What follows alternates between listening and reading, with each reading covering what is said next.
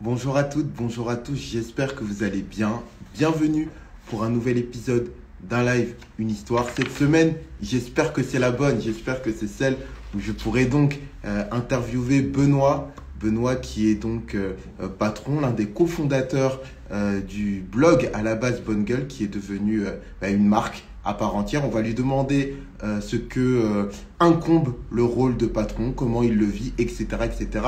Cette semaine, c'est la bonne. Il faut que ça fonctionne. Allez, voilà. Je fais un test avec ma petite sœur tout à l'heure. Il n'y a pas de raison que ça fonctionne pas. Salut, Ah, parfait. Comment ça va, Benoît? ça va et toi? Très bien, merci. Je suis très content de t'avoir aujourd'hui en interview. Voilà, et je me permets de te remercier vraiment pour tous les conseils que toi et ton équipe vous avez pu me donner à travers les années. Et je pense que c'est d'utilité publique de savoir, en tout cas, les bases du vêtement et que une image compte dans la société. Donc, savoir ce qu'un combe se comporte, c'est important. Voilà, donc merci vraiment pour tout votre travail. Ben, je t'en prie. On est... Donc aujourd'hui, on va parler du rôle de chef, de patron. Quelle est ta définition de chef à toi? Ah, j'ai bien peur qu'elle soit assez classique, hein, mais tu vois, pour moi, c'est vraiment quelqu'un qui doit installer une vision, Mhm. qui doit embarquer son équipe et qui doit. Ouais, je pense aussi qu'il doit y avoir un côté un petit peu inspirant aussi, mais avant tout, c'est quelqu'un qui doit dire je veux aller là pour telle raison et si ça vous branche, venez avec moi. D'accord. Est-ce qu'il y a un modèle, est-ce qu'il y a un chef qui t'inspire particulièrement? Quelqu'un qui... Ah, c'est une bonne question. C'est une bonne question. Moi, écoute, j'ai toujours eu un grand faible pour Paul Ricard. D'accord, Euh, pourquoi? Parce que je pense que c'est un des plus grands entrepreneurs que la France ait jamais connu. C'est lui qui a inventé le marketing. Il a été très résilient. Apparemment, c'était un très très bon patron, très exemplaire, qui a su innover, qui a su résister à quand même une deuxième guerre mondiale. Enfin, il a fait, qui avait vraiment un souci de la préservation de la nature, qui hésitait vraiment pas à être innovant en fait. C'est ça qui m'a toujours étonné chez lui, c'est que c'était quelqu'un qui voyageait beaucoup visiblement pour aller chercher des idées, etc. et pour les mettre en place. Être chef aussi, c'est mettre des idées en place et parfois c'est pas toujours facile. Donc, On va, on va en parler justement. Euh, que- Quel est selon toi le plus dur lorsqu'on est chef? Pour toi, c'est quoi le plus dur? euh, alors, il y a d'abord une certaine pression, mais ça qui est normal. Le plus dur, c'est qu'il faut toujours gérer des équilibres, on va dire. Il y a toujours, parce que à un moment, il faut mettre du cadre, à un moment, justement, il faut enlever du cadre pour leur dire, ben, exprimez-vous. Voilà, il y a un moment, il faut être ferme, à un moment, il faut être souple. Enfin, c'est toujours un équilibre constant à devoir gérer, parce que t'as pas une solution qui marche qui marche à tous les coups. Donc, ouais, donc la pression, et toujours ça, savoir quand est-ce qu'il faut être ferme, quand est-ce qu'il faut être souple, quand est-ce qu'il faut mettre du cadre, quand est-ce qu'il faut en enlever, quand est-ce qu'il faut être parfois autoritaire, quand est-ce qu'il faut être parfois un peu moins, parce que ça peut dépendre aussi de chaque situation, mais de chaque personne. Donc c'est une alchimie que je trouve toujours très délicate. D'accord. Et quel est le plus agréable pour toi, ce qui te fait le plus plaisir en tant que chef? Ben écoute, je dirais le fait d'être aux manettes, quoi, d'avoir une liberté, de pouvoir avoir une vision, de pouvoir avoir le loisir et même, je pense, le devoir de la concrétiser. Toutes les possibilités qu'il y a devant, en fait, parce que virtuellement, tout est possible. Et ça, c'est vraiment kiffant. Ok, ça marche. Quelles sont selon toi tes qualités et tes défauts en tant que chef? Heureusement que tu m'as pas envoyé les questions avant. Attends, mais il y en a qui me demandent qui tu es, en fait. Parce que c'est vrai que je pense qu'il y a pas mal de gens Oui, qui sont venus par mon compte et Et donc, est-ce que tu peux te présenter Oui, alors. Donc, moi, je m'appelle Flavien Bory, j'ai 31 ans, je suis journaliste. Voilà, je suis spécialisé dans le sport, mais ce qui me plaît avant tout, c'est tout ce qui a trait à l'humain. Comme vous qui suivez, Benoît, tout ce qui est fringues, les habits, j'aime beaucoup. Donc, j'ai découvert Bonne Gueule, voilà, il y a quelques années. Ça m'a beaucoup aidé dans mon parcours à la fois personnel et professionnel. Et donc, du coup, là, je me suis dit que c'était une bonne manière de le rencontrer, en même temps de lui d'apprendre par rapport à ses compétences et à son métier. Voilà. Donc, vas-y, je t'en prie. Donc, je te relance tes qualités et tes défauts en tant que chef. Mes qualités, je dirais que je suis quelqu'un qui suis très, très ouvert d'esprit. Ok. Très curieux, tu vois, j'aime bien. Quand il y a un sujet qui me plaît, j'aime bien le creuser. Je pense être aussi beaucoup dans l'écoute. Mhm. Même si je pense que, comme tout le monde, ça m'est arrivé d'avoir des journées où j'étais un peu moins parce que j'étais préoccupé par d'autres sujets. L'ouverture d'esprit, l'écoute. Je pense que les équipes disent de moi ouais, que j'ai beaucoup d'écoute et que j'ai une vraie passion et qui les stimule beaucoup aussi. Parce que D'accord. moi, bon, je suis très produit. Hein. Pour ceux qui l'ont pas vu, par exemple, mercredi, j'ai sorti une vidéo où je parle pendant une vingtaine de minutes de fermeture éclair de zip. Oui. Voilà, ça c'est ça, c'est moi. Voilà. Et en termes de défauts, bah, je ne suis pas le plus organisé, le plus structuré. Ok. Voilà. Je pense que pour des gens qui ont vraiment besoin d'avoir des environnements très, très, très cadrés, je ne suis peut-être pas la bonne personne pour elle. Par contre, pour D'accord. des gens qui ont bien, voilà, qui aiment bien essayer des choses, qui aiment bien proposer des choses, qui aiment bien qu'on leur fasse confiance, là, je pense que avec ces personnes-là, ça matche bien. Mais tu Mhm. vois, aussi, j'ai beaucoup de mal avec les gens qui sont pas du tout curieux. Ça, c'est un truc. Parce qu'il y a des gens qui sont comme ça, et moi, c'est quelque chose que j'ai beaucoup de mal à accepter. Tu vois, quand elles ne savent pas quelque chose, qu'elles font pas forcément les recherches pour, etc. Mais bon, ensuite, chacun, on est comme on est, quoi. Donc, il faut accepter ça aussi. D'accord, je comprends. Est-ce que ton rôle, est-ce que ton statut de chef t'a déjà fait flipper, t'a déjà fait peur? Euh, Fait peur, je dirais pas ça, mais ouais, il y a quand même des. Tu vois, on a levé des fonds, donc c'est quand même une responsabilité. Et puis pendant le Covid, tu vois, où on s'est dit avec Geoffrey, donc on est tous les deux co-CEO, et on s'est dit, ah ouais, là, c'est dans une situation difficile, on a à peu près une cinquantaine d'emplois qui dépendent de Bonne Gueule, il faut pas qu'on fasse de la merde, quoi. Mhm. Faut qu'on traverse cette crise, il faut qu'on la traverse bien et on va y arriver. Ouais, c'est dans ces moments-là où on se sent un peu, pas écrasé, mais il y a de la pression, quoi, tu vois. Il y a vraiment de la pression parce que c'est quand même une fonction qui est quand même assez exigeante. Hein, Mhm. il faut, qui s'arrête jamais vraiment, qui te met tout le temps constamment face à toi-même, face à tes limites, face à tes peurs, mais aussi face à tes espoirs, face à tes rêves. Donc, il y a un côté très confrontant, en fait, Mhm. dans cette fonction-là.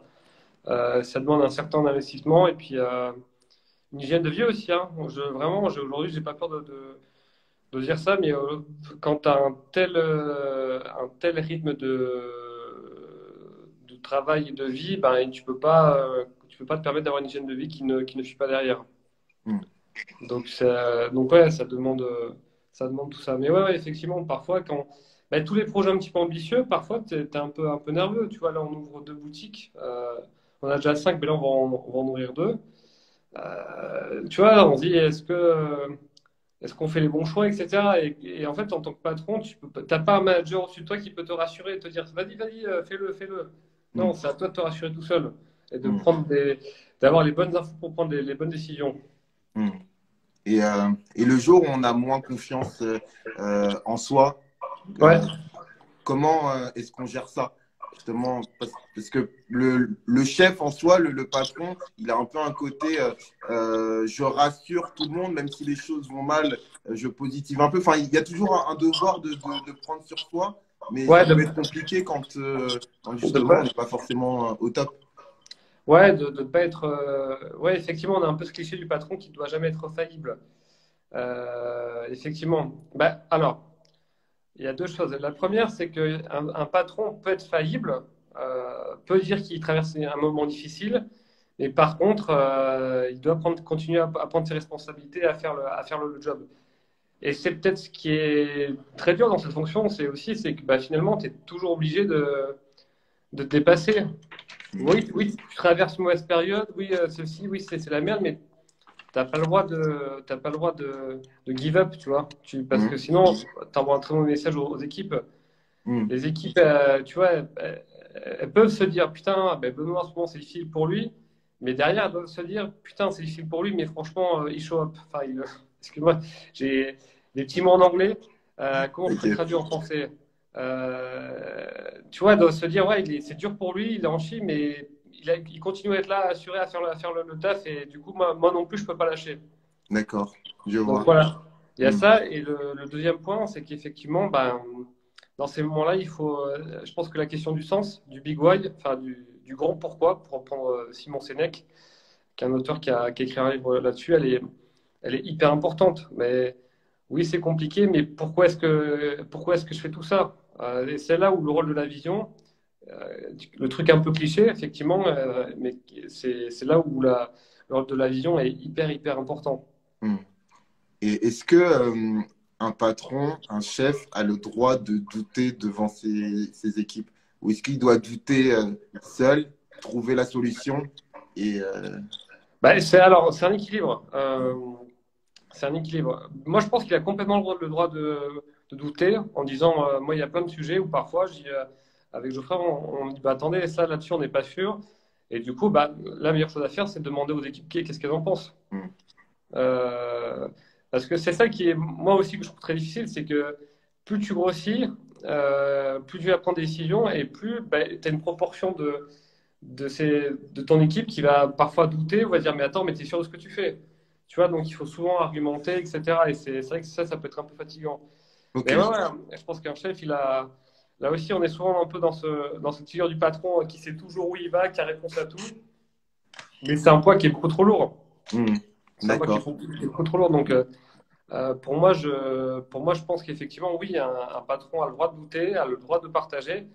Mais ensuite, quand il faut prendre la décision, il doit la prendre. Hmm. Et oui, c'est difficile. Oui, parfois ça fait peur, mais il faut le faire quand même. Et ça me rappelle un très bon livre comment ça s'appelle, de Ben Horowitz, qui Mhm. s'appelle Hard Things, et qui dit, bah, si vous voulez pas prendre des décisions difficiles, ne devenez pas patron. C'est ça. Voilà. Et si vous d'ailleurs voulez pas vivre de moments difficiles, ne devenez pas patron. Et encore une fois, c'est vraiment OK, hein. Hmm. Ok. Alors, il y a beaucoup de clichés qui disent que on est leader ou non, au sens naître et au Ouais. sens être. Est-ce que, selon toi, c'est vrai ou c'est faux? Alors moi, je pense que c'est complètement faux, hein, pour le coup. D'accord. C'est complètement faux. C'est quelque chose qui peut s'apprendre, mais c'est surtout quelque chose voilà, pour reciter à nouveau Ben Horowitz, qui dit on devient CEO, enfin on apprend à être CEO en étant CEO. C'est con, mais il y a beaucoup d'effets d'expérience pour ce genre de poste.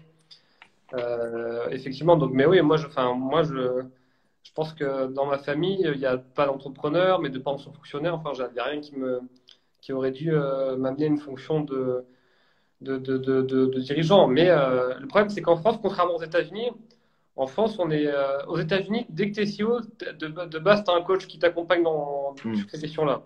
Et c'est totalement normal. En France, c'est un peu plus compliqué, on a un peu moins ce réflexe. Mais effectivement, je pense que quelqu'un qui se fait correctement accompagner peut faire ouais, ça peut être un super patron. Et D'accord. c'est pour ça que Geoffrey et moi, on a chacun un coach à ce sujet. D'accord. Donc, le principe, enfin, on va dire l'image, la légende, l'âme d'un chef, pour toi, c'est quelque chose. Alors, il faut une vision, Ouais. mais par contre, ensuite, sur le comment faire du leadership, c'est quelque chose qui peut s'apprendre. D'accord. Ok. Mais est-ce que selon toi, il y a une dimension également innée? Ou est-ce que ça, c'est du fantasme? Je pense qu'effectivement, il peut y avoir il peut y avoir des personnes avec un leadership plus naturel que d'autres, hein. Hmm. Typiquement, le gamin qui est capitaine de son équipe de foot Hmm. quand il est petit, oui, mais tous les enfants qui ne le sont pas, ça ne veut pas dire pour autant qu'ils ne peuvent pas l'être, tu vois. Hmm.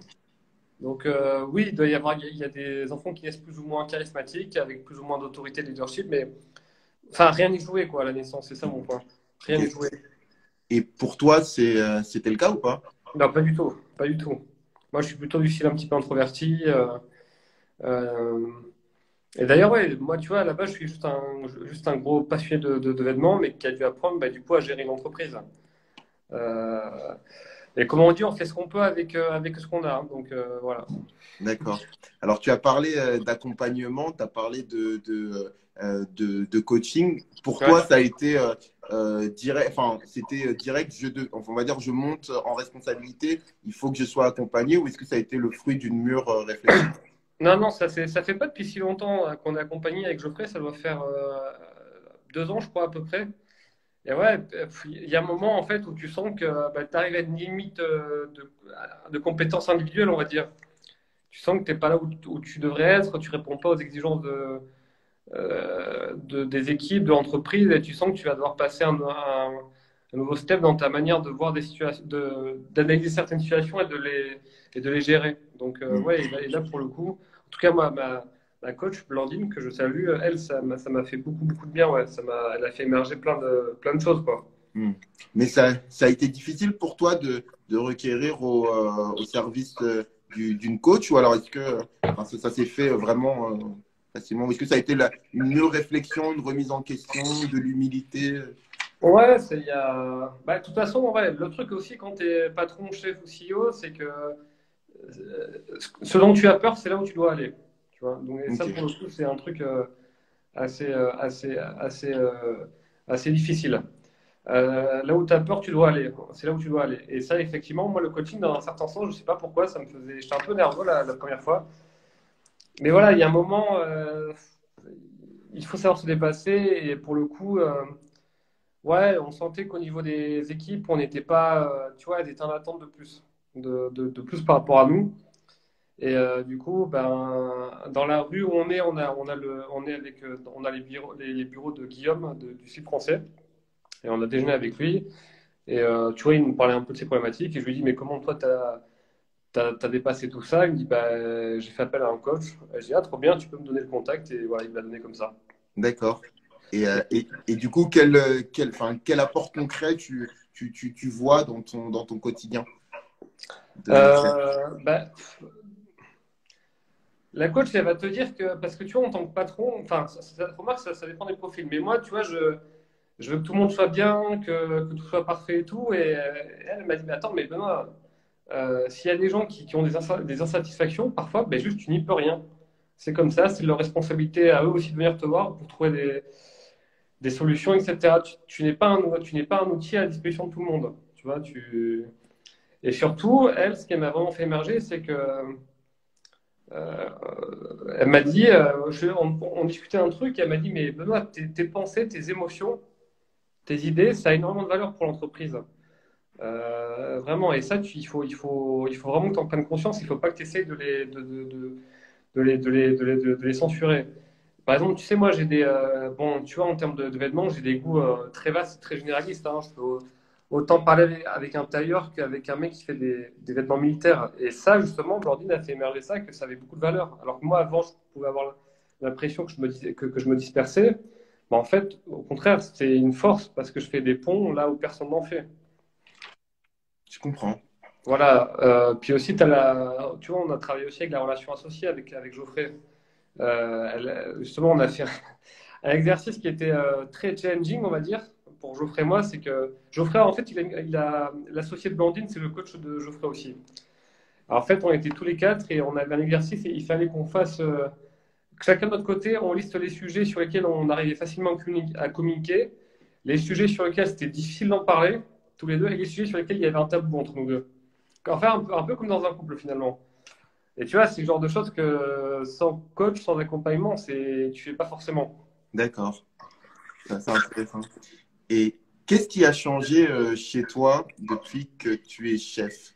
Que ça peut être au niveau confiance, ça peut être au niveau vision, ça peut être à tout niveau. Qu'est-ce qui a changé? Bah alors, c'est vrai qu'en premier lieu, comme je te disais, il y a cette hygiène de vie qui a fait Mhm. beaucoup, beaucoup de progrès. Mhm. Bah, effectivement, tu prends plus confiance en toi parce que tu vois, des accomplissements, tu accomplis des choses et tu dis, ah ouais, en fait, j'ai les compétences, je sais faire des choses. Et ce que je fais, c'est un impact. Il y a un impact, c'est-à-dire que des gens de mon équipe aiment ce que je fais, sont sensibles, les clients, etc. Et puis il y a le fait de prendre aussi confiance en sa vision, en se disant, ben voilà, ma manière de voir les choses pour la boîte, pour le présent, pour le futur, elle a de la valeur et justement, et les gens sont en attente que cette vision-là, ben je l'exprime encore et encore, quoi. D'accord. Ok, Donc ouais, donc le côté de cette confiance en soi mais qui s'améliore, le côté effectivement, cette force que tu peux tirer de ta vision. Je ne sais pas si je suis très clair si, si, ben, moi, en tout cas, ça me paraît très clair. Mais tu sais, c'est un peu pour ceux qui ne sont pas patrons, je leur dis, en vrai, c'est comme si la situation qui se rapprocherait le plus d'une fonction de dirigeant, c'est comme quand vous organisez un week-end entre potes. Il faut les bonnes personnes, vous devez trouver le bon endroit, vous devez, parfois, s'il y a des tensions dans le groupe, il faut savoir les désamorcer, il faut gérer, il faut savoir déléguer, il faut savoir, parfois, quand il y a un petit coup de mou, il faut savoir remotiver les gens. Donc, c'est très, très proche moi, je trouve qu'il y a beaucoup de similitudes entre organiser un week-end entre potes et être patron. D'accord, je vois. Comment ne pas prendre la grosse tête lorsqu'on est chef? Ah, ben, je pense que, alors, moi, je pense pour le coup, sans me tromper, pouvoir dire que je suis quelqu'un de très humble. Donc, Mhm. c'est plutôt je pense que d'une certaine manière, on est tous soit des trous du cul, soit et des génies. On est les deux en même temps. Donc, moi, ça, il n'y a aucun problème pour l'humilité. Je pense que moi, c'est plutôt comment dire, l'excès, hein, le côté inverse où je dois continuer à me, comment dire, à m'apercevoir ce que je fais. Bah oui, c'est bien et ça a c'est de la valeur. Mais ouais, je pense que pour ça, oui, pour éviter effectivement la grosse tête, il faut. Ben, souvent, la grosse tête, ça vient parce que tu vois, il y a une envie de prouver aux autres qu'on est le meilleur, que ceci, cela. Et ça, ben, je sais pas, il faut faire des thérapies, des coachings et tout pour voir ça et se rappeler qu'on est. Bah, tu vois, il y a toujours plus gros que soi, donc attention, qu'on est sans toute humilité. Ok, on fait, je sais pas, on fait tel chiffre d'affaires, 5, 10 millions, mais attention, on reste encore tout petit. Il y en a qui en font 15, 20, 30, 50. Ok, donc, et puis on sauve pas le monde. Enfin, moi, c'est ce que je me dis. Hmm. Mais pourtant, lorsqu'on regarde les grands leaders, les personnages charismatiques, souvent Ouais. la frontière entre confiance en soi et grosse tête, elle est parfois très, très, très, très mince. Comment justement réussir à la fois, finalement, avoir pleine conscience de ce qu'on fait, avoir justement cette âme de leader qui amène l'équipe et en même temps de pas Ouais. Bah, je pense qu'il y a deux choses. La première, c'est que bah, toujours c'est la vision en fait. Si tu crois à ta vision, si tu crois fort et que pour toi tu estimes qu'elle a un vrai intérêt, eh ben, que les gens te disent c'est bien, c'est pas bien, tu t'en fous un peu. C'est un peu comme si tu vois quelqu'un te disait à toi, mais attends, mais tu te prends pour qui à vouloir interviewer des gens quoi. Hmm. Genre t'es pas t'es pas Moudachour quoi, parce que je cite lui parce qu'il fait beaucoup d'interviews.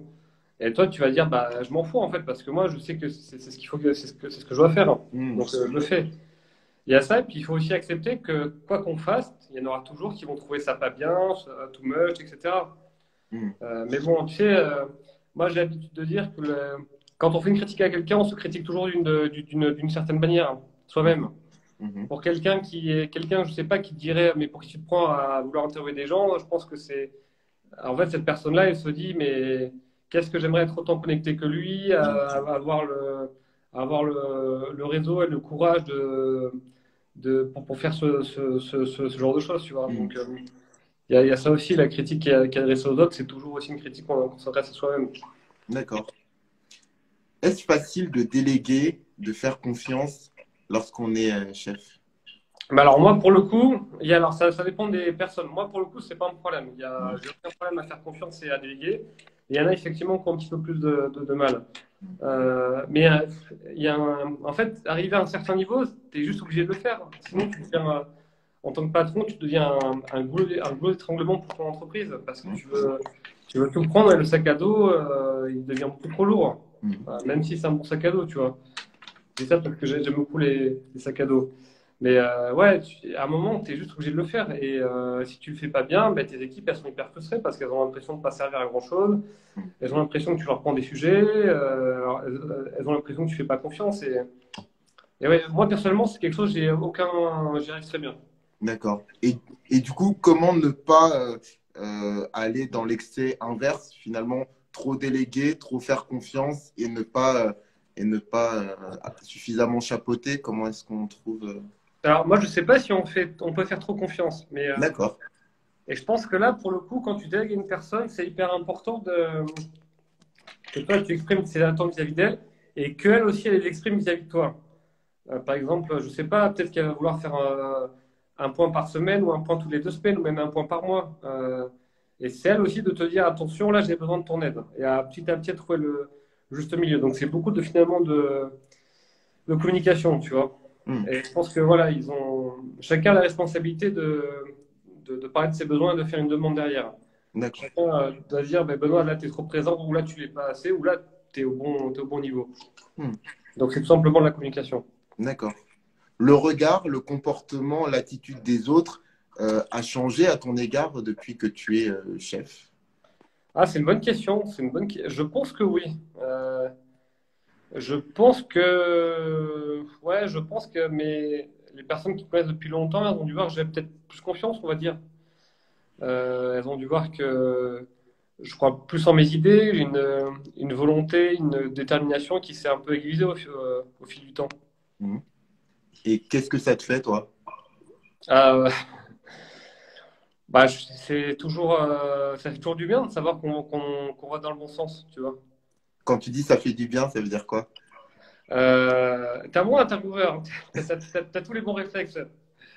Que ça fait du bien, mais tu vois, on se dit qu'on devient meilleur être humain, en fait, qu'on travaille sur soi, qu'on continue, qu'on est sur un chemin et qu'on continue à avancer. D'accord. Est-ce qu'il y a le regard de quelqu'un en particulier qui t'a particulièrement touché? Une reconnaissance qui te touche particulièrement?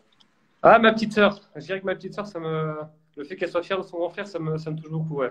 Ok. Pourquoi? Voilà. Parce qu'on a des chemins de vie assez différents finalement.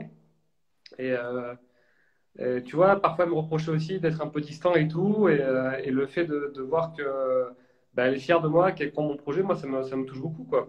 Ok.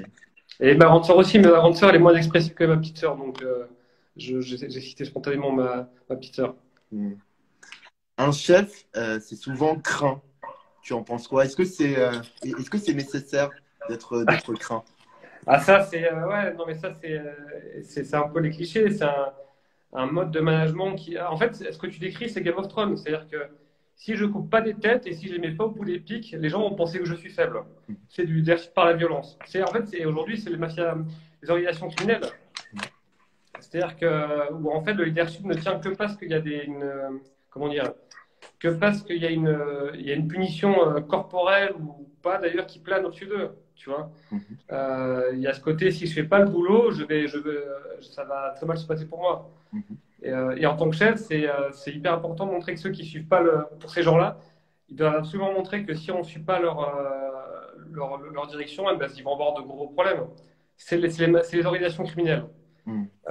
Effectivement, Alors aujourd'hui, effectivement, on a bien évolué, mais moi je pense que tu peux pas. Enfin, le management par la peur, c'est assez efficace, paraît-il, mais enfin, si tu peux, quand tu as envie d'être un bon être humain, tu peux pas, c'est juste pas possible.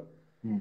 Donc, par contre, je dirais qu'il doit savoir se faire respecter et parfois être ferme, Mhm. parfois prendre des décisions difficiles, oui, mais être craint, non, moi j'ai pas envie tu vois, j'ai pas envie que des gens fassent du travail parce que sinon ils ont peur que je vais leur tomber dessus. J'ai envie Mhm. qu'ils fassent du travail parce qu'ils sont inspirés, épanouis, et qu'ils disent putain, c'est trop bien, on va l'entreprise et on va le faire. Mais ouais, non, non, je pense que. En tout cas, mais il y a des gens qui sont comme ça, effectivement, Mhm. sans faire de la psychologie à deux balles, sûrement parce qu'on s'est comporté comme ça avec eux quand ils étaient petits. Mais ouais, ouais, non, moi, chez Bonne Gueule, c'est pas Game of Thrones. Mais tu prends un dealer, il est obligé de manager comme ça, tu vois. D'accord. Il est obligé de recruter ses équipes comme ça. Je parle de ça parce que je me suis pas mal intéressé à comment fonctionnaient les trafiquants de drogue. Mm. Mais tu vois, oui, il est obligé bah, tu vois, si quelqu'un déroge à ses ordres, malheureusement, il est obligé de. Enfin, il est obligé. S'il laisse passer ça, tout le monde va le faire. Donc, il est obligé vraiment d'avoir un agent par la terreur. Et de l'autre côté, de récompenser très généreusement ceux qui le suivent, ceux qui sont hyper loyaux vis-à-vis de lui. Mm. D'accord. Est-ce que lorsqu'on est chef, on craint parfois une sorte d'hypocrisie dans le rapport à l'autre, dans le sens où quand il y a quelqu'un qui travaille pour nous, il a parfois du mal à nous considérer d'égal à égal, donc du coup il va mettre des gants, il va pas forcément nous dire ce qu'il pense. Est-ce que toi Bah, ça a été une, ça a été une, ça a été une vérité, comment dire, que j'ai dû apprendre à accepter, pas facile, mais effectivement, oui, quand tu es patron, ben, les gens, sur certains sujets, ils vont peut-être se censurer, ils vont peut-être pas être pareils, ils vont peut-être pas oser dire certaines choses, etc. Donc, ouais, et moi, je fais tout pour que ça soit pas forcément le cas, mais c'est à un certain niveau, ben, c'est juste comme ça.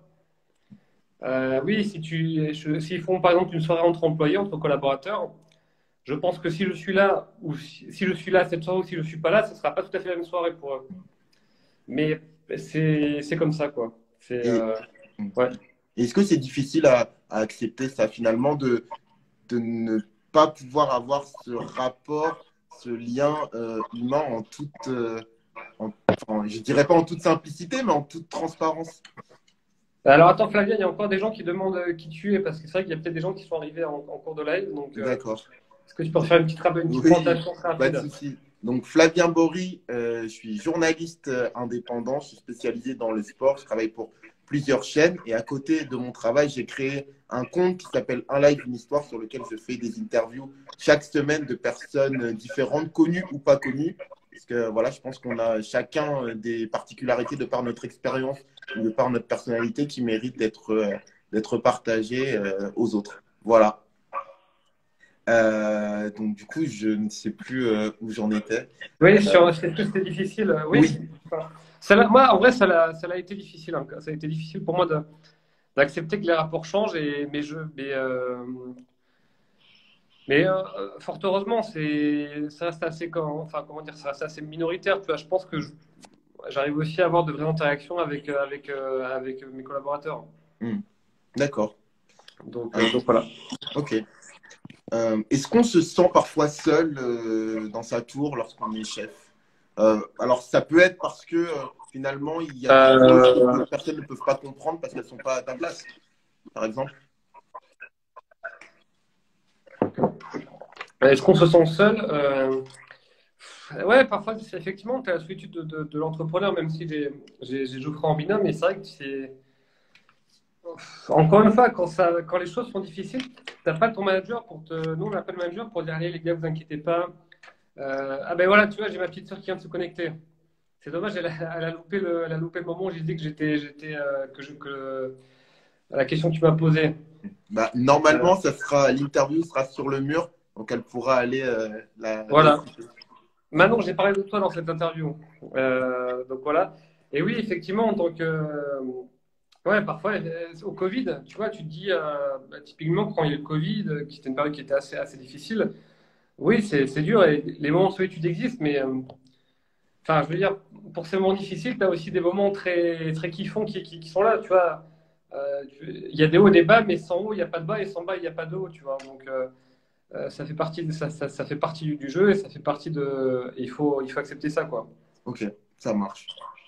On l'a abordé un peu tout à l'heure, mais un chef, enfin, c'est notamment avec ta coach, un chef Ouais. n'est pas forcément là pour être gentil lorsque c'est dans sa nature d'être gentil, d'être plutôt doux. Comment est-ce qu'on fait pour se faire violence? Est-ce qu'on y arrive véritablement? Et si oui, comment?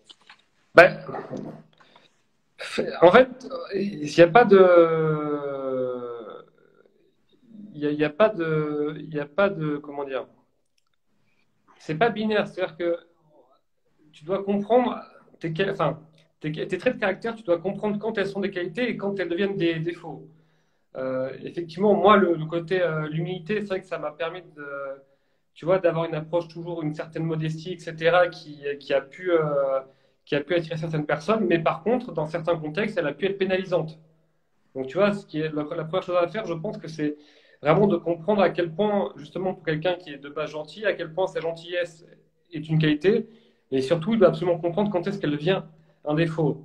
Et pour quelqu'un à qui on pourrait dire qu'il est un peu trop gentil, mais lui, ce qui est évident, c'est que le premier truc qu'il doit apprendre à faire, c'est à mettre des limites. Et pour ça, pour mettre des limites, il faut savoir déjà ce qu'on veut et ce qu'on ne veut pas. Et c'est là où chez les personnes de gentil qui ont parfois l'habitude d'être vraiment au service des autres, quand on leur demande, mais toi, au fond, qu'est-ce que tu veux et qu'est-ce que tu ne veux pas, c'est je sais pas, j'ai pas réfléchi. Donc vraiment, et ça demande encore une fois, on revient encore sur le fait de, comment dire, sur le fait que c'est important d'avoir une vision très claire et très forte Hmm. pour pouvoir justement se dire, bon, mais ça va dans ma vision et ça ne va pas. Et donc, dans ce cas, je mets cette limite. D'accord. Ok.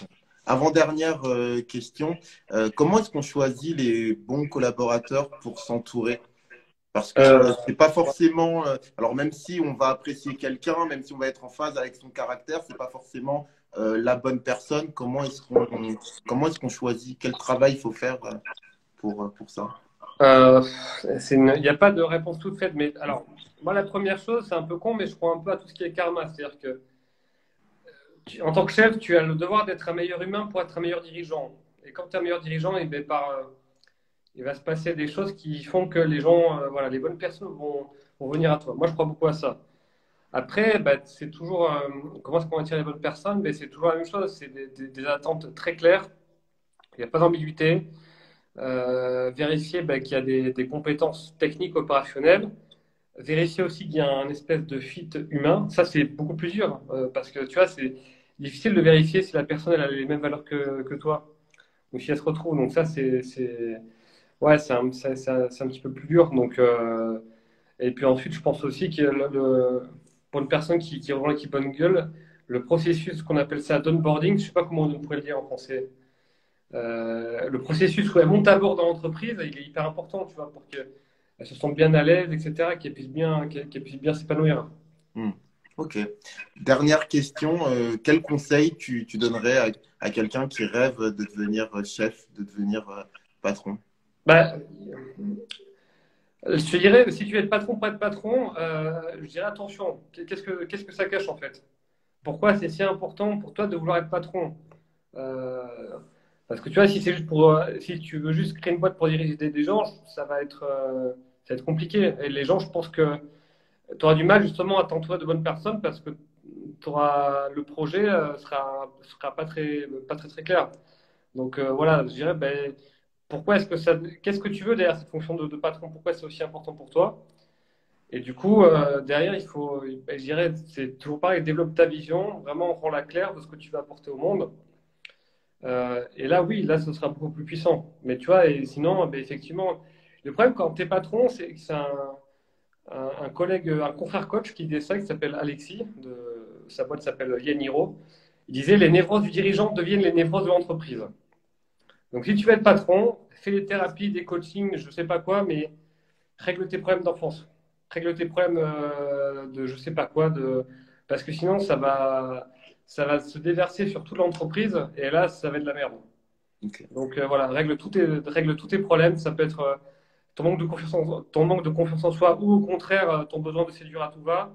Et règle tout ça et voilà, sinon ça va être de la merde. D'accord. Il y a Grégoire qui a lancé un hashtag Je ne veux pas être patron. Et c'est OK, vraiment, et je comprends Grégoire parce que c'est une fonction qui n'est pas toujours facile, tu vois. Il faut, mentalement, parfois, c'est vraiment hyper exigeant, tu vois. Mhm. Donc, ouais, c'est vraiment OK. Mais écoute, je te remercie, Benoît, de m'avoir consacré ce temps et puis pour toutes les explications que tu nous as données, qui, je suis sûr, serviront pour les gens qui veulent être patrons ou non, d'ailleurs, ou simplement comprendre certains fonctionnements, certains comportements. Je te souhaite vraiment une bonne continuation pour la suite. merci vraiment pour tout ce que pour tout ce que vous nous apportez d'un point de vue des fringues. Là, vous en avez lancé pour les femmes. Donc, les femmes, n'hésitez pas à aller voir ce que propose Bonne Gueule. Et puis, bah voilà, je te laisse le dernier mot. Si jamais les gens veulent retrouver cette interview, pour ceux qui ne l'auraient pas vu en entier, où est-ce qu'ils peuvent la retrouver alors? Alors, normalement, si tout va bien et qu'il n'y a pas de bug Instagram, dès que l'interview est finie, elle sera sur le mur de Un live, une histoire. Voilà, donc ça sera pas sur mon compte Insta, mais ça sera sur celui de Flavien. C'est ça, tout à fait. Donc, Ouais. ouais, donc merci à toi. Et pour le mot de la fin, moi, il y a un livre que j'aime bien recommander pour toutes les personnes à qui ce genre de questions intéresse. C'est un livre de Frédéric Laloux qui s'appelle Reinventing Organization, qui est vraiment très cool. Et pour ceux qui voudraient le titre plus précis, pas avec mon accent anglais pourri, envoyez-moi un petit MP et je vous le donnerai. Ok. Voilà. Ben, ça marche. Merci. Merci beaucoup, Benoît. Bonne journée, porte-toi Merci. bien. Et merci à tous ceux qui ont pris le temps de nous écouter. N'hésitez pas à aller rejoindre Benoît sur ses réseaux. Merci Allez, à toi. bonne Salut. journée. Ciao, ciao. Ciao.